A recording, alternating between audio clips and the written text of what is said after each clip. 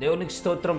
ప్రియమైన వారలారా, రక్షకుడును ప్రభు అయిన యేసుక్రీస్తు వారి నామంలో మీకు శుభములు వందనాలు తెలియజేస్తూ ఉన్నాం. దేవుడు మిమ్మలను, మీ బిడ్డలను, మీ కుటుంబములను దీవించి ఆశీర్వదించునుగాక. ఆమెన్. God bless you. దేవునికి స్తోత్రం. హల్లెలూయా. ప్రియమైన దేవుని పిల్లలారా, నీతిమంతులు ఖర్జూరపు వృక్షం వలె మొవ్వ వేస్తారు. సారము కలిగి పచ్చగా ఉంటారు. ఎప్పుడు వాళ్ళు వర్ధిల్లింపులో ఉంటారు అని పరిశుద్ధ లేఖనాలు సెలవిస్తున్నాయి. చూద్దాము లేఖన భాగము. కీర్తనల పుస్తకము 92వ కీర్తన 12వ చరణం మనం చూసినట్లయితే అక్కడ ఈ రీతిగా రాయబడి ఉంటూ ఉన్నది. నీతిమంతులు ఖర్జూర వృక్షం వలె మొవ్వ వేయుదురు. దేవునికి స్తోత్రం. హల్లెలూయా.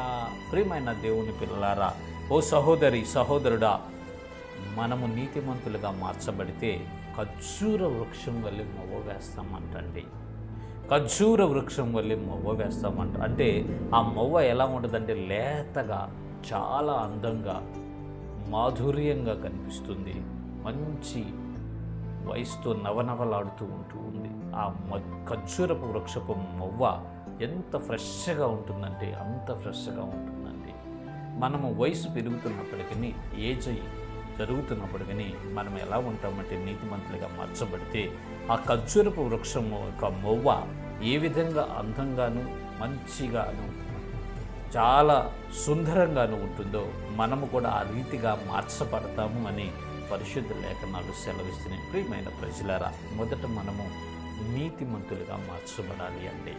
నీతిమంతులుగా మార్చబడినప్పుడు మొక్క వలె, మొవ్వ వలె వర్ధిల్లుతామండి. మనము నీతిమంతులుగా మనము ఎలా మార్చగలమంటే ప్రభువైన యేసుక్రీస్తు వారి యందు విశ్వాసం ఉంచి ఆయన రక్తంలో మన పాపాలు కడుగుకొనుట వలన, యేసయ్య రక్తంలో మన పాపాలు ఉతుక్కొని తెలుపు చేసుకున్నట వలన, నమ్మి బాప్తిస్మం పొంది దేవుని యొక్క నామములో, యేసుక్రీస్తు వారి నామంలో బాప్తిస్మం పొందుట వలన మనము ఉచితముగా నీతిమంతులుగా తీర్చబడతామండి.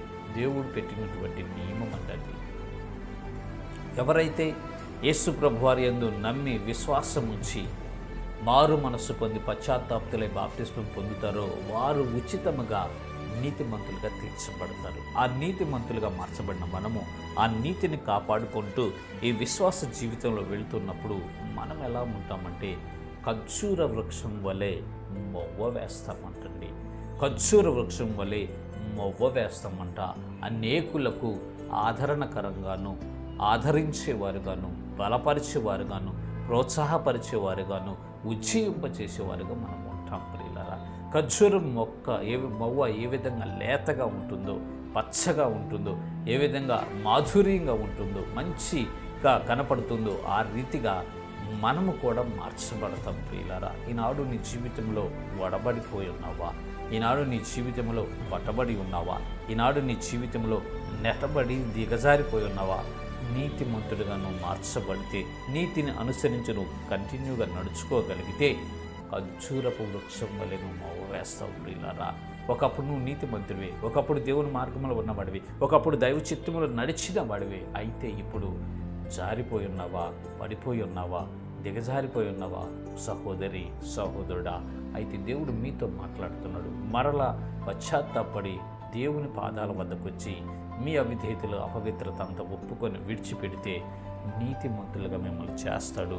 ఖర్జూరపు వృక్షం వల్ల మీరు మొవ్వ వేస్తారండి. ఖర్జూరపు వృక్షం వల్ల మొవ్వ వేసి ఆశీర్వదించబడి అనేకులకు ఆశీర్వాదకరంగా మార్చబడతారు. ఇట్టి కృప దేవుడు మీ అందరికీ కలుగు చేయనుగాక. ఆమేన్. God bless you. దేవుని స్తోత్రం. హల్లెలూయా.